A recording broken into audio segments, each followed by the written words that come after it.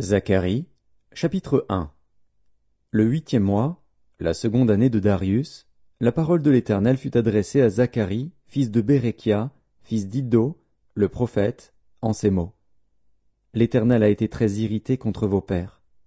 Dis-leur donc, ainsi parle l'Éternel des armées, revenez à moi, dit l'Éternel des armées, et je reviendrai à vous, dit l'Éternel des armées.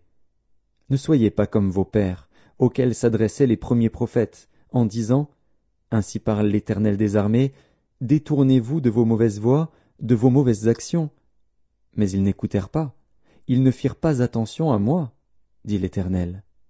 Vos pères, où sont-ils? Et les prophètes pouvaient-ils vivre éternellement? Cependant mes paroles et les ordres que j'avais donnés à mes serviteurs, les prophètes, n'ont-ils pas atteint vos pères?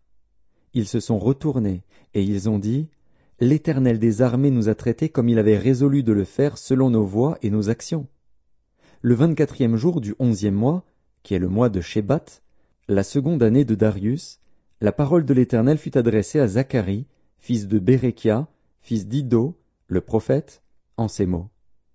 Je regardais pendant la nuit, et voici, un homme était monté sur un cheval roux, et se tenait parmi des myrtes dans un lieu ombragé. Il y avait derrière lui des chevaux roux, fauves et blancs. Je dis, qui sont ces chevaux, mon Seigneur? Et l'ange qui parlait avec moi me dit, je te ferai voir qui sont ces chevaux. L'homme qui se tenait parmi les myrtes prit la parole et dit, ce sont ceux que l'Éternel a envoyés pour parcourir la terre. Et ils s'adressèrent à l'ange de l'Éternel qui se tenait parmi les myrtes, et ils dirent, nous avons parcouru la terre, et voici, toute la terre est en repos et tranquille. Alors l'ange de l'Éternel prit la parole et dit, Éternel des armées, jusques à quand n'auras-tu pas compassion de Jérusalem et des villes de Juda, contre lesquelles tu es irrité depuis 70 ans? L'Éternel répondit par de bonnes paroles, par des paroles de consolation, à l'ange qui parlait avec moi. Et l'ange qui parlait avec moi me dit, crie, et dis, ainsi parle l'Éternel des armées, je suis ému d'une grande jalousie pour Jérusalem et pour Sion, et je suis saisi d'une grande irritation contre les nations orgueilleuses. Car je n'étais que peu irrité, mais elles ont contribué au mal. C'est pourquoi ainsi parle l'Éternel, je reviens à Jérusalem avec compassion.